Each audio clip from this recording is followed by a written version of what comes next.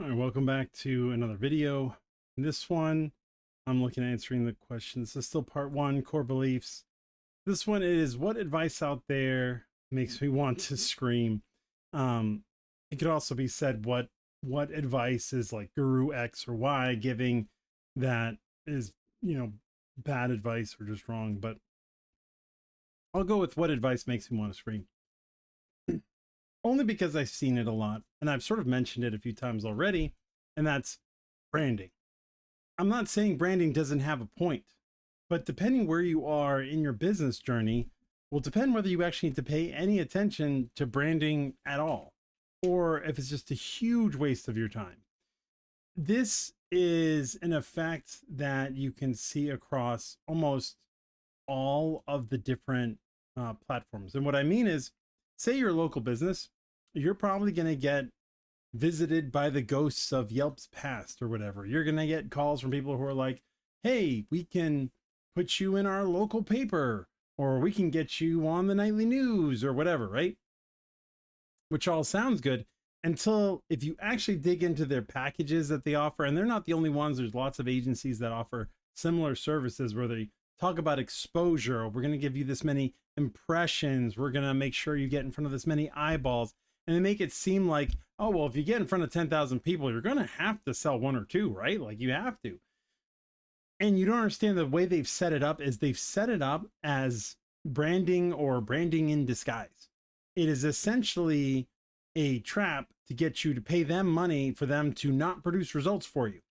And it's even worse when you see gurus out there and, people in what, I guess authority figures in the space, however you want to call them, saying the same thing.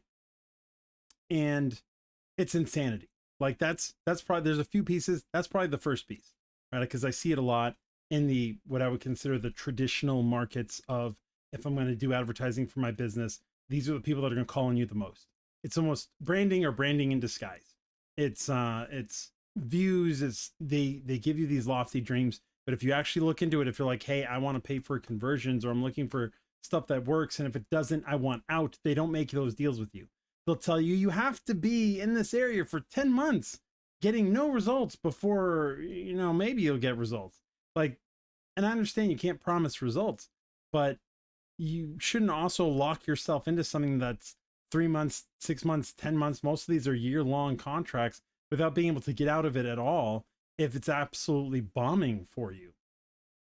If you compare that's like the Yelp packages, the Angie's List packages.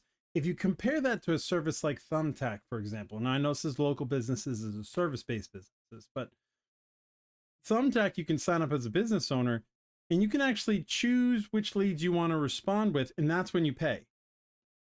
It's a different model, right? That isn't branding. That is, hey, you've got a chance to convert this person. Do you want it? If so, you pay us $20 or whatever it is. That's a better spot to be in. And that's also why things like lead gen businesses used to thrive. Now, there's a whole bunch of idiots out there right now that don't understand that you could do a lead gen business and be very successful selling the leads to businesses, because everybody thinks especially with AI and everything, you can do all this other stuff. SEO is a version of branding.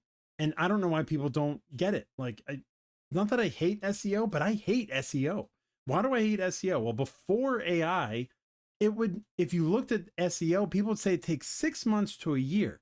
6 months to a year putting out content geared around what you do, trying to get people interested. It's branding. All it is branding. It's branding for the search engine. Granted, like, you're using keywords and phrases and stuff to make the search engine like you, yes, but it's still just branding. And the thing with that was the search engines would change their algorithms on what they wanted to see, like every 3 to 6 months. So if you need 6 months to a year for it to work, yet every 6 months they're changing what they require for it to work, why the hell are you wasting your time? It's like saying, oh, I want to be on TV, and people be like, yeah, it takes 8 months of being on TV before you'll get consistent buyers. And then 6 months in, they go, oh, nobody's on TV anymore. They're all on radio, right? It's like, wait, what? Like you never have enough time to build any kind of presence to make SEO work. It doesn't mean it couldn't have been effective to some degree if you're running a very long-term, very large business, because you sort of hit all the angles. So even when the algorithm changes, you kind of already have been doing the things that they're looking for, and then that's how you move up in the world. And then of course there's all the black hat ways, but that's pointless because then you're paying for organic traffic, which organic traffic is supposed to be free. So just do paid ads. Right? So that's a form of branding also that drove me nuts. The know, like, and trust. Hey, you got to wait till people know, like, and trust you. Yes, but if people have a severe need, they just want to know that what you're offering, you're going to deliver what you offer. And if you can prove that, then the know, like, and trust shows up afterwards. So know, like, and trust is also a form of branding as well, although it's a smaller one. So branding it covers a lot of ground. Like I said, it drives me nuts. The next thing that kind of drives me up a wall is the misleading term, you only need one of, right? So you'll see this a lot. People go, oh, you don't need to post all the time. I only post once a day and I make $1 billion. Oh, you don't need 10 courses. You only need one and I make $1 billion. Oh, you don't need to do all this stuff. You just need to do this and you'll make $1 billion.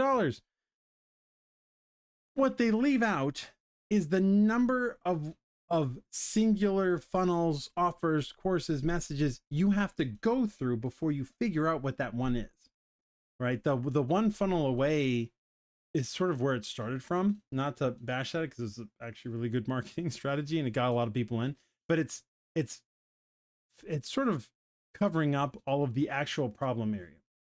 What the rest of the your one funnel away phrase is missing is you're one funnel away from success. So keep making funnels until you hit that one. They don't tell you about all of the failures and all of the testing, as I said earlier, that you need to go through because they're just focusing on the outcome. Well, you're only one funnel away, right? It's like you're 3 feet from gold, where the thing is like there was a miner who went in, dug every day. Eventually he gave up and the next guy came in and he dug for 3 feet and then he hit his gold vein. And it's like, you're only 3 feet from gold. It's like, yeah, you have to look at all of the work that happened to get to the point where you're only 3 feet away. You have to look at all of the tests you've done until you realize you're only one funnel away, right? Because it's like, oh, had I not continued to make funnels, I wouldn't have gotten to this funnel that made me a lot of money. That's just the way the business is. I could say you're one offer away, you're one direct message away, you're one sales page away after you've done all the other ones that didn't work, right? So that's probably the most frustrating because that is the most promising. Those kind of, you're one thing away, you only need one funnel, you only need one product, you only need one offer, you only need one way to communicate. That is glossing over all of the hard work. And unfortunately, that messaging works because a lot of these business owners, not to be mean, but they're kind of lazy when it comes to this. And, or if not lazy, they don't want to do the work. And I understand it from a human level because that's not what they got into business to do. They got into business to, fix roofs or reattach feet or build toys or whatever, or, do life coaching for people, whatever it is. That's where their passion is. And now you're telling them they have to do this whole other thing that has nothing to do with what they want to do in order to get to the point where they can do what they want to do regularly. And yeah, you kind of have to do that.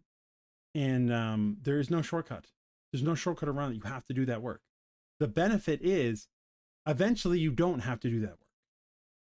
Eventually you've done it enough that you hit that success. And the next time you need to make one, you know all the stuff that doesn't work. So finding your next success happens that much quicker. And then you realize that had you done this from the beginning, instead of avoiding it and trying to find sneaky tricks and trying to find, silver bullets and buying all these courses and listening to random gurus who never actually tell you what the hell's going on. Instead of doing all that, had you just put your nose to the grindstone and done this, admittedly can be boring, repetitive work to just sort of hammer it out, you would have reached your level of success that much faster. And then whatever, but now you're there. So kick yourself later, I guess.